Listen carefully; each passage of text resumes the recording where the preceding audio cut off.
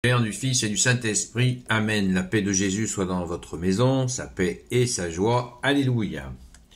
Nous lisons le Saint-Évangile selon Saint Luc chapitre 12, versets 39 à 48.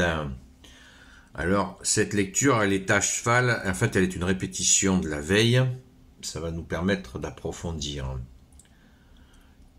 Si le maître de la maison savait à quelle heure viendra le voleur, vous comprenez bien qu'il resterait éveillé et ne laisserait pas perforer sa maison.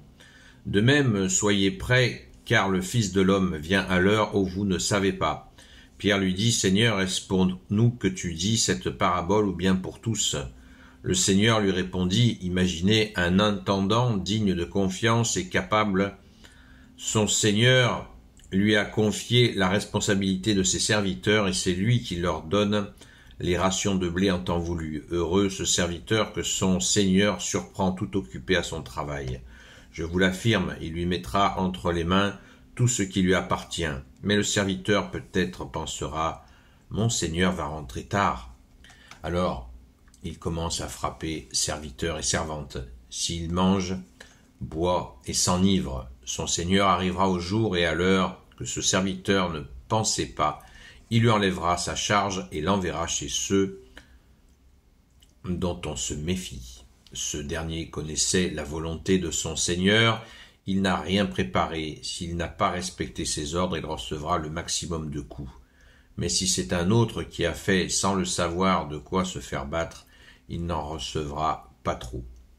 On sera plus exigeant si l'on a donné plus, on demandera davantage à qui on aura beaucoup confié. Merci Jésus, merci Jésus pour ta parole, alléluia.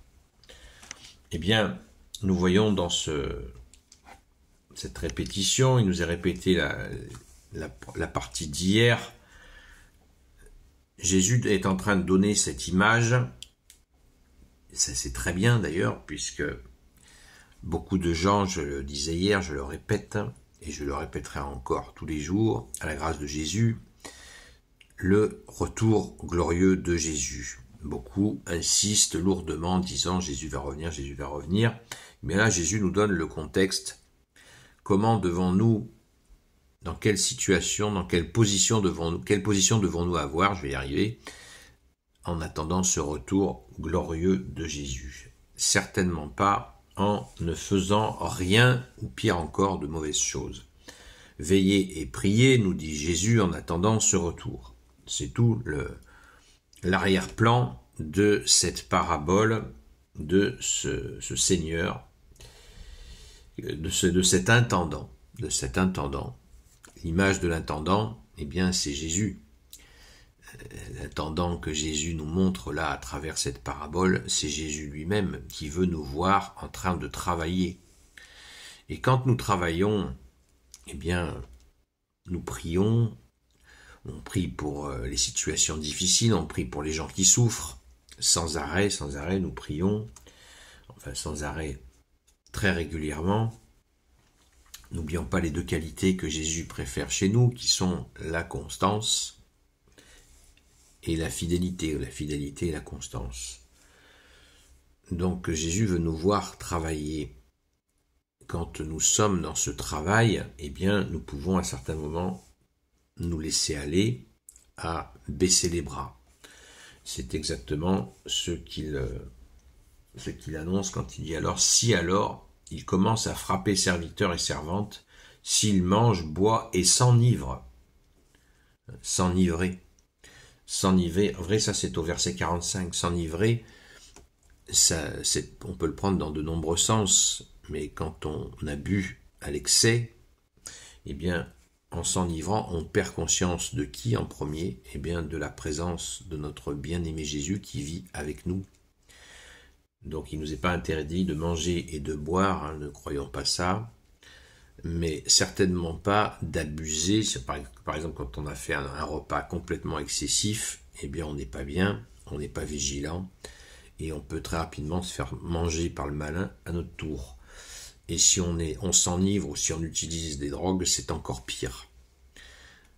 Car là, on va complètement lâcher la perception de Dieu que tu es Jésus. Et là, c'est dangereux pour nous et puis bien sûr pour ceux qu'on accompagne ou ceux qui vivent avec nous. Son Seigneur arrivera au jour et à l'heure que ce serviteur ne pensait pas. Il lui enlèvera sa charge et l'enverra chez ceux dont on se méfie. Et Jésus, verset 47, nous dit bien, il ne nous a pas pris en défaut. Ce serviteur connaissait la volonté de son Seigneur. Il n'a rien préparé s'il n'a pas respecté ses ordres. Il recevra le maximum de coups. Maximum de coups. Mais si c'est un autre qui a fait sans le savoir de quoi se faire battre, il en recevra pas trop. Et oui, il peut arriver qu'on prenne des coups sans le savoir, sans être un responsable de la situation, mais il y a toujours se laisser aller. Donc il faut éviter de se laisser aller. Et certains diront, mais alors à quoi ça sert? Vaut mieux rien faire si c'est pour prendre des coups. Ben non. Ne raisonnons surtout pas comme ça. Parce que on va pas du pire en pire. Il faut absolument éviter de baisser les bras et de prendre, effectivement, d'agir mal. Parce que des fois, le découragement peut nous pousser dans ce que nous faisons, y compris donc dans notre façon de prier, de travailler pour la gloire de Jésus. Dans ce laisser aller, nous pouvons mal agir et il ne faut pas nous laisser aller à ça, évidemment. Et Jésus nous aide à tenir le cap. Ne croyons pas que nous soyons seuls, je vous le disais hier. Jésus nous est là. Ne considérons pas que Jésus, il est, on ne sait pas où. Si Jésus nous dit, si on vous dit il est dans le désert, n'y allez pas. Jésus nous dit, s'il est dans une grotte, là, n'y allez pas. Si on vous dit qu'il est dans une chambre, là, n'y allez pas.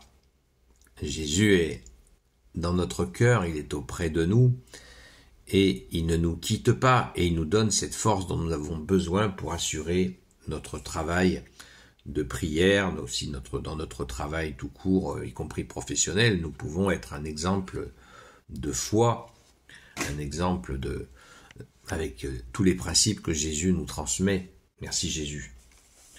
Donc, la phrase, le verset 48 est très important par rapport à tout ce qui a été dit, je vais le redire.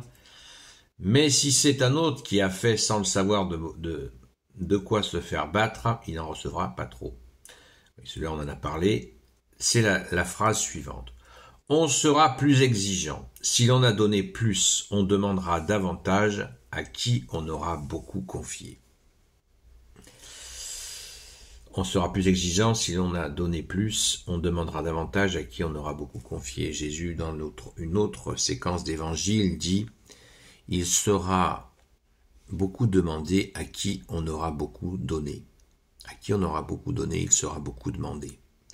Quand nous avons reçu énormément de grâce, eh bien, il est tout à fait normal que nous recevions, nous ayons à travailler, à servir. Ce travail dont il est question, c'est être serviteur de Jésus dans l'humilité, comme lui-même l'a fait. Nous avons vu il y a quelque temps comment Jésus nous dit que nous trouvons l'autorité, nous la trouvons dans le service. Et c'est très intéressant de le mentionner, de se rappeler de ça. Quand on a reçu beaucoup de grâce, il nous sera beaucoup demandé. Ce qui n'est pas pour nous dire, le bon Dieu n'est pas en train de nous dire, Jésus, tu es notre seul maître, notre seul enseignant, tu n'es pas en train de nous dire donnant, donnant. Non, c'est la règle de l'amour. Quand on reçoit, on donne. C'est une règle élémentaire de l'amour, sinon c'est pas de l'amour. Donc, nous avons beaucoup reçu, et il est normal que nous donnions beaucoup. Parce que, en plus, quand nous avons reçu, nous avons appris, nous avons tout appris de toi, Jésus. Et ça, c'est merveilleux.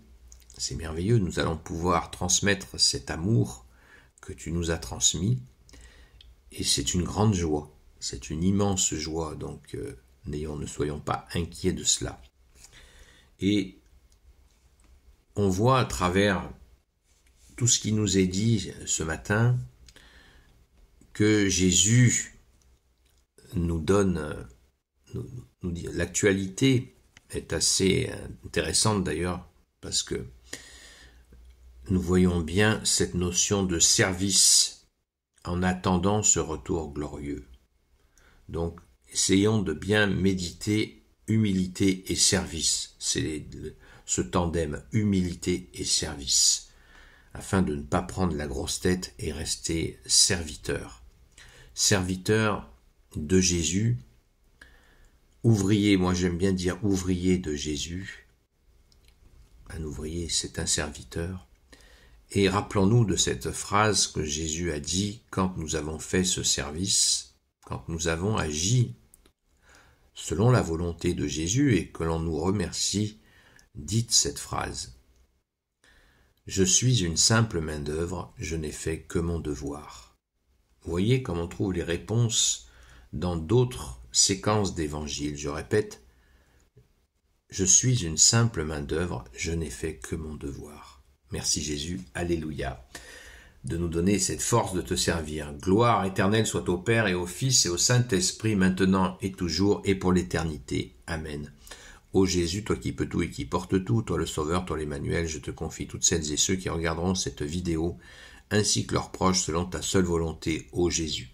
Sainte Marie, Reine des cieux, toi l'Immaculée Conception, toi qui écrases le serpent, toi qui es la lune sous tes pas, toi notre Mère, Notre-Dame. Saint Joseph, toi le juste et le saint, toi le sage, toi la terreur des démons, toi le saint gardien de la Sainte Église catholique apostolique, Sainte Marie-Madeleine, notre chère Sainte Patronne, et vous tous les saints et saintes, amis de toi Jésus, Saint Michel Archange, Saint Gabriel Archange, Saint Raphaël Archange, et vous tous les anges qui servent Jésus, je vous confie, toutes celles et ceux qui regarderont cette vidéo, ainsi que leurs proches, selon ta seule volonté, ô Jésus. La paix de Jésus soit dans votre maison, et je vous dis à très vite.